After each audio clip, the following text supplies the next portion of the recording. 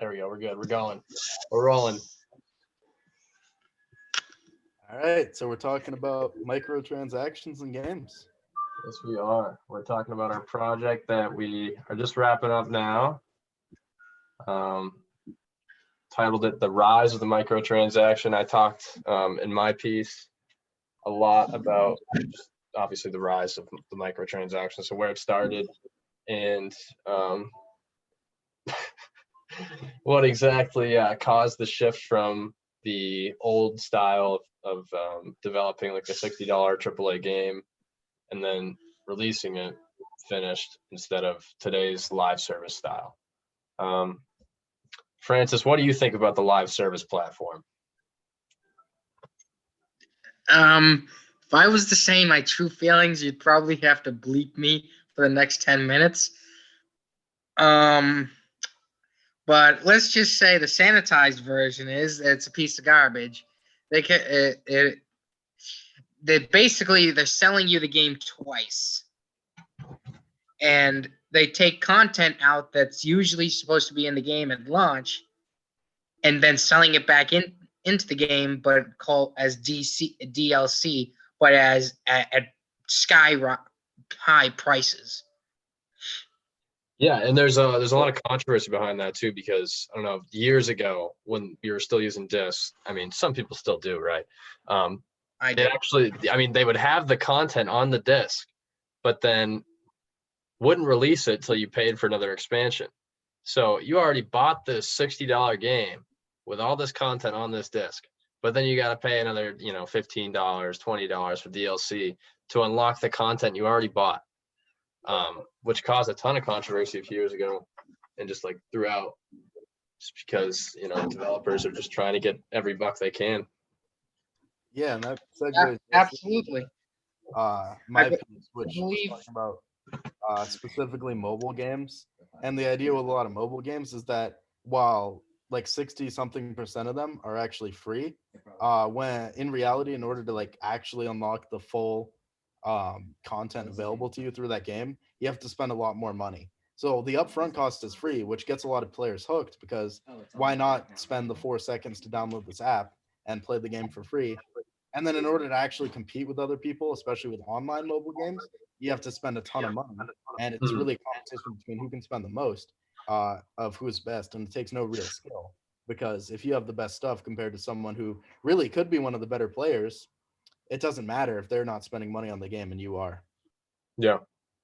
A big thing in Madden and a lot of Ultimate Team games or sports games for that matter, you have to, you buy these cards and you have to keep buying. I mean, or you can grind for them, but that takes hours, or you can just if you just have money, then you can just spend, $20 on some points, buy the cards, and then kick somebody's ass who's, might be a better player. That definitely doesn't sit well with a lot of people in the communities of, anything really. Yeah, and that's a really important piece, because if you look at anything outside of video games, if you want to get good at something, you have to put in the time. And as far as a lot of competitive online video games are concerned, if you can just skip all of that time piece and have a basic understanding of the game, and then go ahead and spend a lot more money than your average player, you're going to be at least competing with them, if not better, just by spending more money than them. And that kind of takes a lot of the fun out of the game, because you could spend more time during playing that game than doing anything else in your life, and you could still not be competing with the players that are spending hundreds of dollars through the microtransactions. And it kind of takes the fun out of it, because it really doesn't matter how good you are if people are just spending more money than you. And that relates to almost all games across like PlayStation and Xbox through consoles, and then a lot in mobile games where even if you don't want ads, you have to spend money most of the time, and it gets a little out of hand. So I absolutely agree. You take it, Francis. Oh, okay. Yeah. Well, to take it up a notch with the Ultimate Team, I believe last year alone, multiple Ultimate Team and Madden made the Electronics Arts company $1 billion. And that's just something like that. And they make a lot. Where's the incentives to stop? Well, that's the thing. You know, this evolution in gaming is kind of. I wrote about it in my piece at the end. I think it's inevitable. You know, they're constantly, any company, any business is constantly developing their product, and they're constantly developing techniques to make it so they can, one, be more profitable, two, keep players to be more profitable. I mean, it all comes down to money, but all these things go into it. And I talked about Counter-Strike Go in my piece a lot too, because that game was dying. And then around 2013, they added skins to the game. So cosmetics that you can buy that you can show off while you play. And through that, it's actually the most popular game, or 10 years later, it's the most popular game on Steam, and therefore on PC as well. It has something like 800,000 players a month, something like that on average. And before they added that microtransaction economy to it, it had maybe 40,000. So it's pretty crazy, you know. Yeah, and I think you also have to look at the goals of the company. Like any business is not really caring about the product they release. They're only really caring about the money they're making from that product. Mhm. So back in the day when consoles were first coming out and video games were becoming more popular and more accessible to households and people in general, the company's only goal was to make a good enough game to sell at a certain price point, and then their goal from there was just getting as many people to spend that money. Nowadays, when it's not only just that, but as soon as you get people to purchase the game, you need to get them to spend as much money after that in order to maximize your profits. And that's the whole idea behind microtransactions as well as in-app purchases for mobile.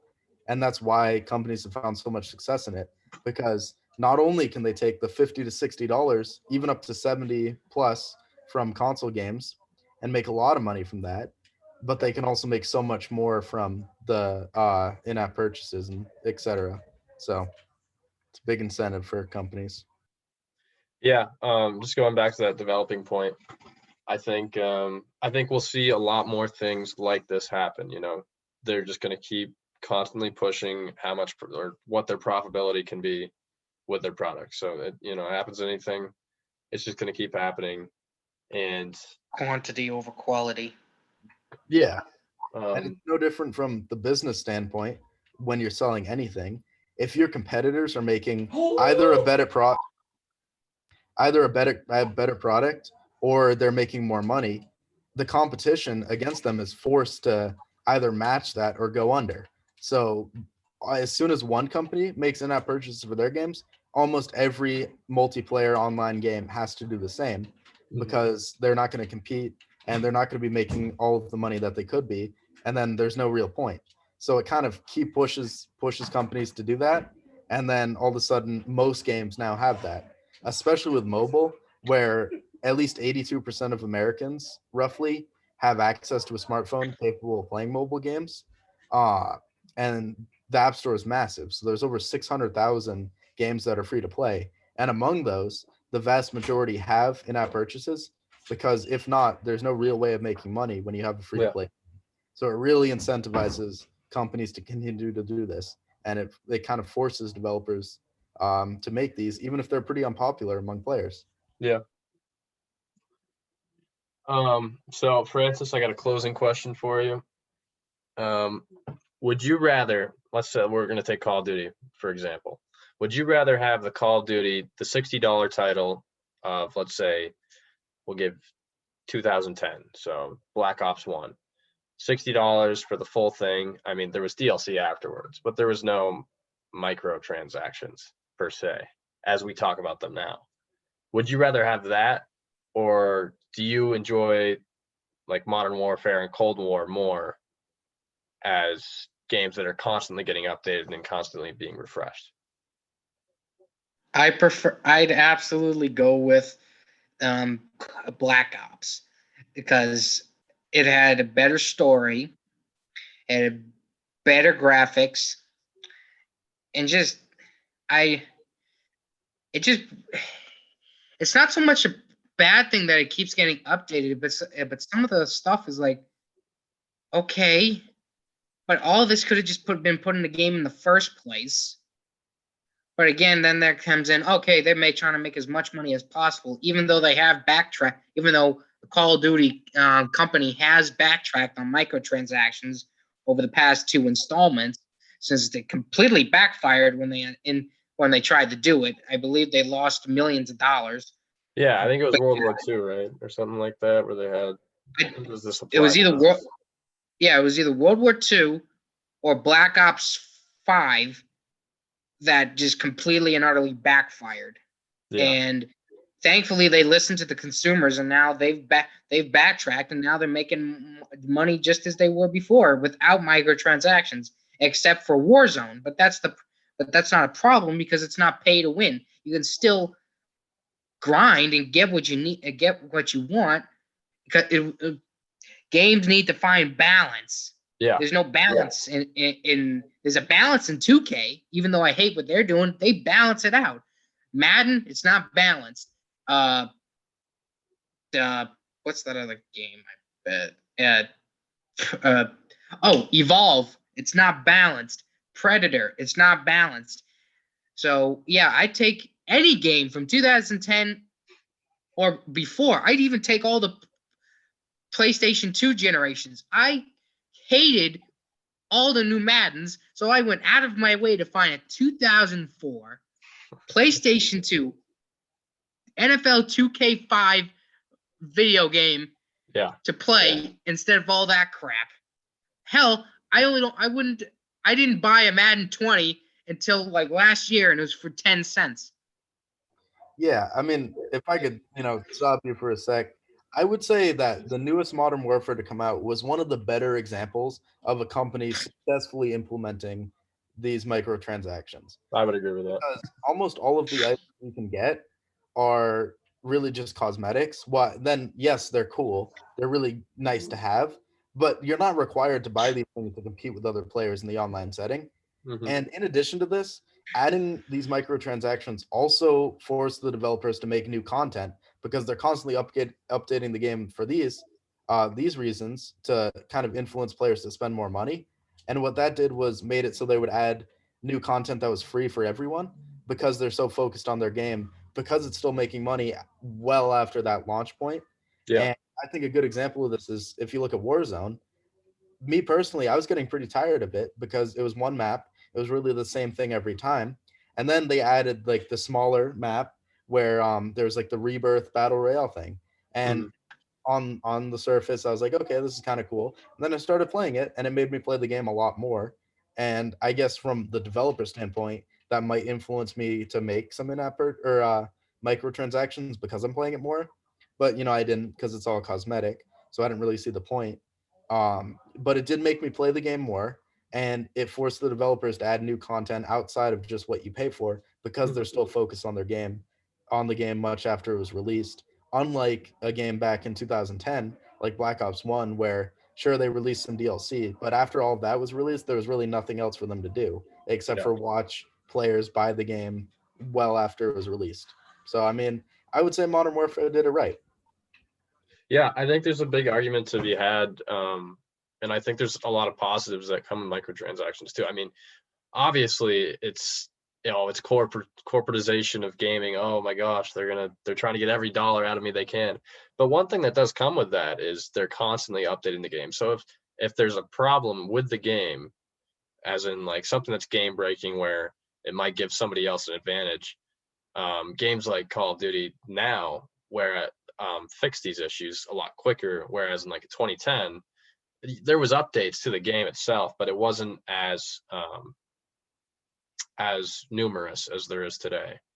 So I think that a lot of positives obviously come with there's content usually every week or every season, whatever, and then also they're fixing bugs and issues every, depending on how game breaking they are, a lot quicker than the older generations of games, I would say. Yeah, and it's kind of coincidental that I was just talking about this. My friend just told me that Warzone got updated and there's like going to be a different change to the map, which is kind of cool considering that game's been out for so long. And I haven't really played a lot of COD recently because it got kind of old. But now that they updated it, maybe I'll go back.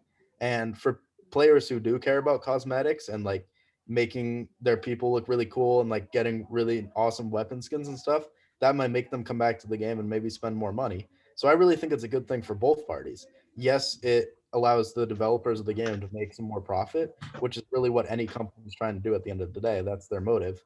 But it also is nice for players because they get to come back to a game that they may have paid a lot of money for and get the most value out of it that they can. So they do feel like they're getting a good deal when they're buying a new game. Yeah. Absolutely. I don't want this to get too long. So if you guys got any closing statements, I think that was pretty good, Aiden. Yeah. I mean, the last thing I can say is while, especially in mobile platforms, in-app purchases can be pretty annoying because you really can't achieve the maximum amount of a game unless you pay to win, which is really annoying for anyone who plays competitive online games. Mhm.